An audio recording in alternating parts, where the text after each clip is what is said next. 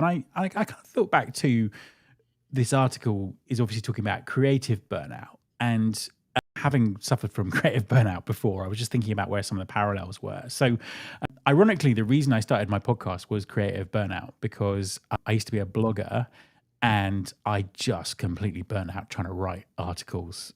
And it's interesting because I started podcasting, which is actually more work than I've been doing that for 10 years. And I think that there's probably a couple of things here. I think the first thing is I was working in a format that was much more enjoyable for me.